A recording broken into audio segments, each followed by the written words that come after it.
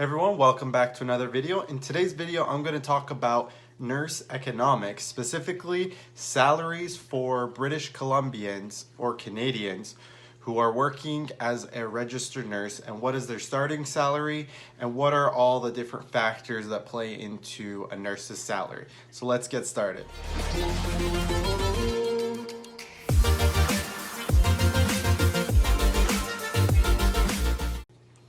Alright, so if you're looking to improve your nursing skills and want to gain more information about the nursing profession in general, I highly recommend you subscribe down below. I upload a video every single week talking about various nursing topics and talk about different aspects of health, and you don't want to miss them out. So make sure to subscribe.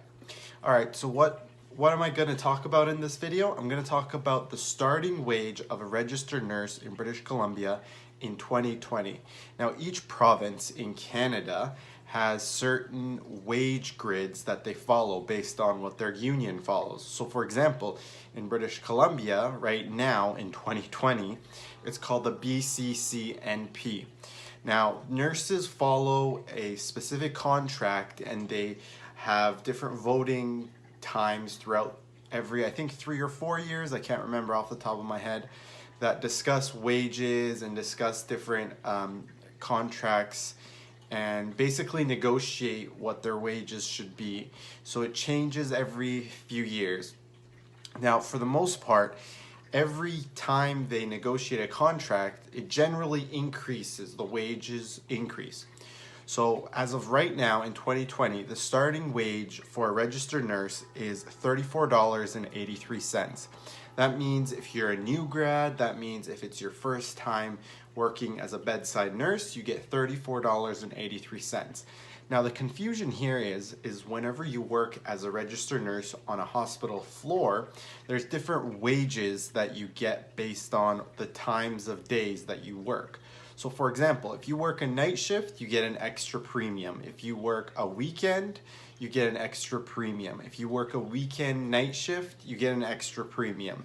If you pick up a shift within if you pick up a shift within 24 hours of a call out, you get $2 premium.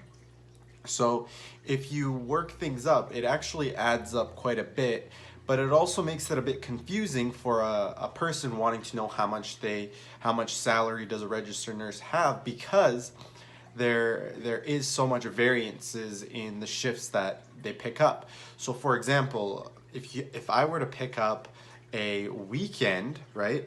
For weekend shifts, I get $2.30 more. If I work a night shift, I get a $3.50 more per hour bonus. If I work a short notice shift, so within 24 hours, you get $2 more. So there's all these different factors that play into a nurse's salary, which makes it really hard to predict how much they make in a whole year. So to give you an example, I personally work casual because casual registered nurses get a 12% increase in hourly wage in lieu of benefits. So the trade-off here is I don't get any benefits, but I do get a 12% higher salary. So it's 12% of $34.83, which works out to be approximately, I think, $39.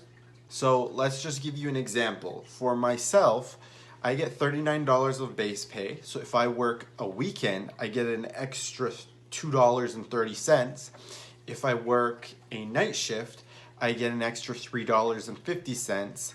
So if I add those up, if I work on a weekend and I work on a night shift, right, it's considered also to be a super shift, just because it's less appealing for people to pick up a shift on that day. It's just less appealing for people to work on a weekend night specifically, so it's called a super shift. You get an extra $1 for that as well. So altogether, I'll make a $45.80 an hour as a registered nurse, new grad. But that only happens is because I'm casual, I pick up a weekend, I pick up a night, and it's a super shift is what they call it. So you can imagine that all these different factors play a role in what you get per hour, and consequently, it's quite difficult to predict what your income is going to be throughout the year. However, there is a general ballpark of 70,000 that most new grads get, depending on how much they work or whatever the case may be. Now, this is a bedside nurse. If you work any different type of job, for example, if you work in a clinic, if you work in research or whatever the case may be, you don't really get these premiums that bedside nurses get. So that's definitely something you want to consider. Alright, so that's all I'm going to be talking about in this first episode of my nurse economics. Thank you so much for watching this video. I hope I taught you something. I hope you enjoyed it. And if I did, please consider giving this video a thumbs up. Please make sure to also check down below the description box.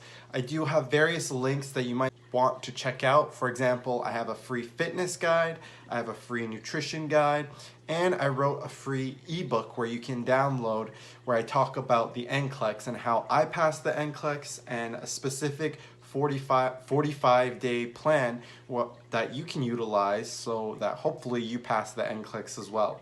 All of this is free. You can check it out in the description box below. And thank you so much for watching, and we'll catch you in the next video, guys.